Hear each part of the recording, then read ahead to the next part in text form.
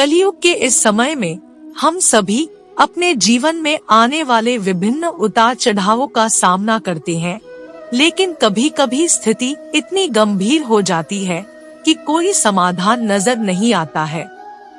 शायद भविष्य में ऐसी परिस्थितियों का सामना करने के लिए और हमारा मार्गदर्शन करने के लिए भगवान कृष्ण ने हजारों साल पहले महारथी अर्जुन से कुछ अमूल्य बातें कही थी। सौभाग्य से हम आज भी उन बातों को समझ सकते हैं, हम उस ज्ञान को पढ़ सकते हैं। ज्ञान की वह शिक्षा आज भी गीता जैसे पवित्र ग्रंथ में संग्रहित है।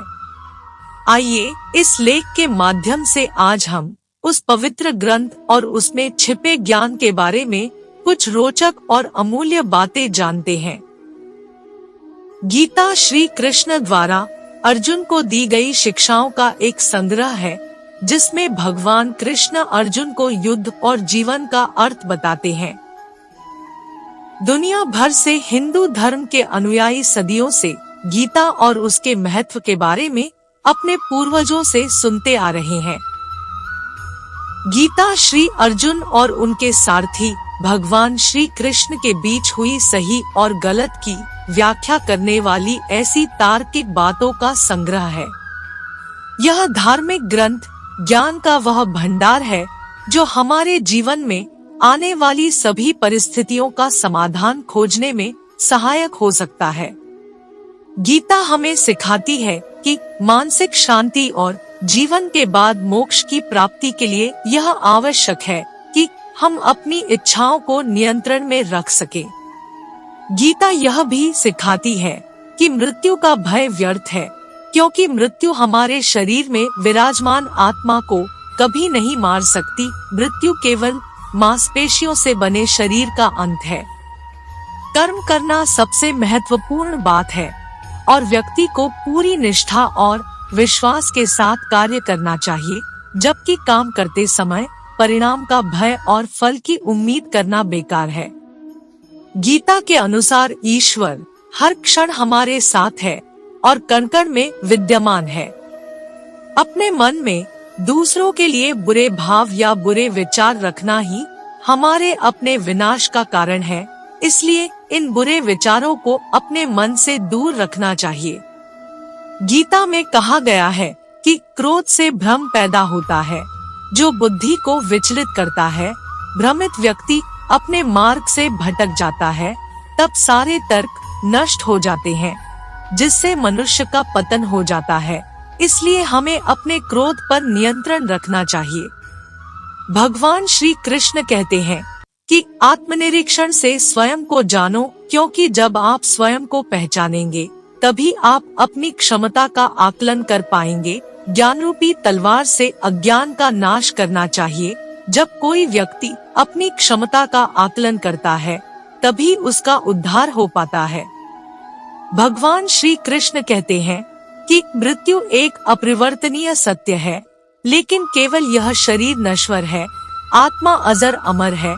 आत्मा को कोई काट नहीं सकता, अग्नि जला नहीं सकती और जल उसे गीला नहीं कर सकता। जिस प्रकार से पुराने वस्त्र बदलकर नए वस्त्र धारण किए जाते हैं, उसी प्रकार आत्मा एक शरीर का त्याग करके दूसरे जीव में प्रवेश करती है। मनुष्य के भीतर सुख और आनंद का वास है, लेकिन मनुष्य उसे स्त्री में, घर में और बाहरी सुखों में ढूंढ रहा है। मनुष्य इंद्रियों के अधीन है, इसलिए जीवन में विकार और परेशानियां आती हैं। जुआ, मद्यपान, परस्त्रीगमन, अनैतिक संबंध, हिंसा, असत्य, मद, आसक्ति और निर्दयता, इन सब में कलयुग का वास है। इसलिए इसका दूसरा नाम घोर कलयुग है। मनुष्य को हमेशा अपने मन और बुद्धि पर भरोसा नहीं करना चाहिए, क्योंकि वे मनुष्य को बार बार धोखा देते हैं। स्वयं को निर्दोष मानना बहुत बड़ा पाप सिद्ध होता है। भगवान कहते हैं, मेरे लिए ना कोई शत्रु है, ना कोई मित्र, ना ही कोई गरीब है, ना ही कोई अमीर। भक्ति भाव के साथ जो मुझे याद करता है, मैं उनका ही हो जाता हूँ।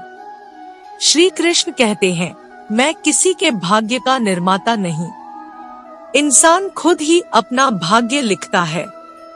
आप जैसा बीज बोएंगे, आप वैसी ही फसल काटेंगे। इंसान जैसा कर्म करेगा, उसका वैसा ही परिणाम मिल जाएगा। इसीलिए हर व्यक्ति का भाग्य भी तभी बदलेगा जब वह अपना कर्म अच्छा करेगा।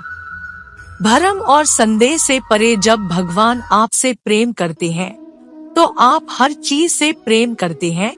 श्री कृष्ण कहते हैं, यदि वंश में कोई संतान खोटी निकल जाती है, तो वह समूचे वंश का सर्वनाश कर देती है। इसीलिए संतान के लालन पालन में ध्यान देना अति आवश्यक होता है, क्योंकि संतान वो फसल होती है जो वंश के आने वाले समय को महान बना सकती है या फिर वंश का पतन कर सकती है। श्री कृष्ण कहते हैं, इंसान को सदैव बुराई से बचकर रहना चाहिए।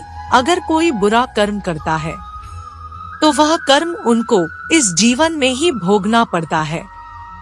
जिस प्रकार एक बछड़ा 100 गायों के बीच में भी अपनी माँ को ढूंढ लेता है, वैसे ही कर्म का फल आपको हजारों की भीड़ में भी ढूंढ लेता है। ईश्वर का तो हर कण में निवास है। छोटे से छोटे जीव के हृदय में भी ईश्वर का वास है। इसीलिए किसी भी जीव को कष्ट देकर आप कभी खुश नहीं रह सकते। जो श्री कृष्ण का दास हो जाता है, वह अपने आराध्य से ऐसे दिन ना दिखाने की कामना करता है, और जब उसमें चेतना आ जाए तो वह कृष्ण का सेवक बनकर ही जीवन को सफल बनाता है। जो व्यक्ति सदैव हंसता खेलता और मुस्कुराता रहता है, अगर वो एकदम से गुमसुम रहने लगे तो समझ लेना उसके दिल में कोई दर्द है, और उस दर्द ने उसे कमजोर बना दिया है। जिसमें व्यक्ति के पास संपूर्ण धन दौलत ऐश्वर्य सब है, मगर संतुष्टि नहीं है, उस धन का भी कोई अर्थ नहीं है। जिसे व्यक्ति सदैव असंतुष्ट रहता हो, जब आप कोई अच्छा या बुरा कार्य करते हो, तो आपको लगता है कि कोई आपको देख नहीं रहा है, लेकिन आप यह भूल जाते हो कि आप जो कुछ भी कर रहे हो, भगवान की दृष्टि आप पर सदैव बनी रहती है। इसलिए आप यह मत सोचो कि आप अकेले हो। भगवान सदैव आप पर नजर बनाए रखते हैं। मन से हार गए तो वो आपकी हार है, और मन से ठान ली तो वो आपकी जीत। जिस प्रकार से सकारात्मक विचारों से सफलता मिलती है, ठीक उसी प्रकार नकारात्मक विचार आपको असफलता के मार्ग की ओर ले जाते हैं। क्योंकि जैसा इंसान सोचता है, वो वैसा ही बन जाता है।